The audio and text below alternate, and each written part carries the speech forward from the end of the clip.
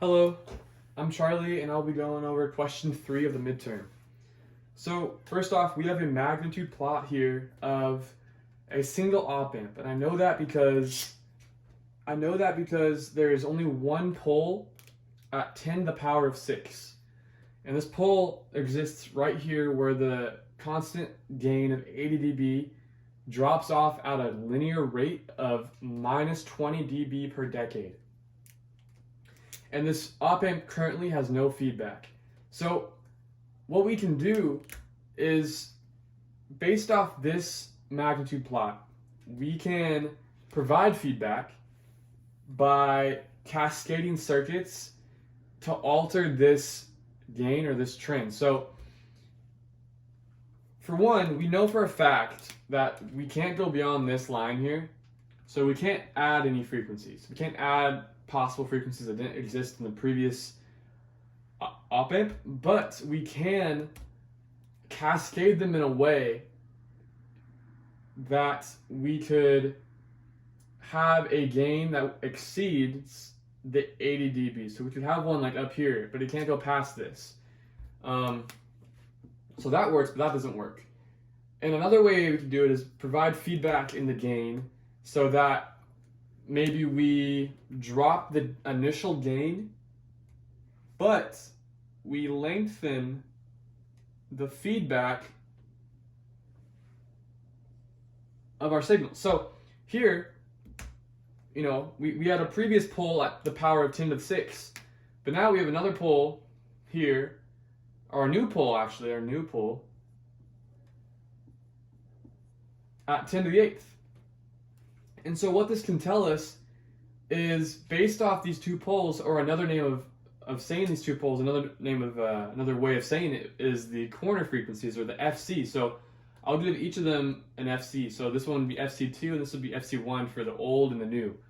And so what we can do with these FCs is that once we find the FC, anywhere along this minus 20 dB trend here, we can find what's called the gain bandwidth product. And also this process of adding feedback is called wide banding. So to get the gain bandwidth product here, it's the multiplication of the bandwidth of the signal multiplied by the gain at that bandwidth, right? So for FC1, we would have right here, so 10 to the power of 6, that's our frequency, multiplied by the gain. So it's 80 dB decibels. So we need to convert that to the log scale. So that would be 20 log of x equals 80. So knowing our log rules, this would be 4 equals log of x, or x would equal 10 to the power of 4.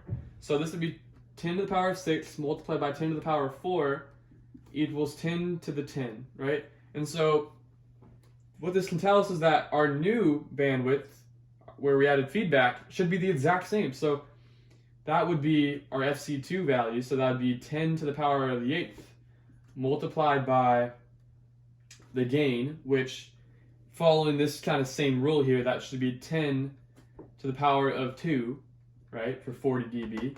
And that equals, again, 10 to the power of 10. So it still works. It still follows this trend, and anywhere along this, it should be 10 to the power of 10. If we drew one up here, it should be the exact same. So what this gain bandwidth can tell us is the limitations of our op amp, and it can also tell us where our FT happens. So our FT is our frequency of unity gain. So unity gain bandwidth.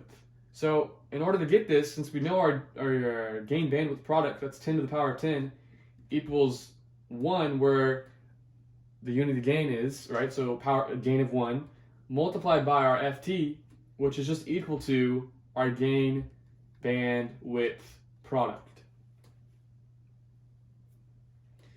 And yeah, that is all.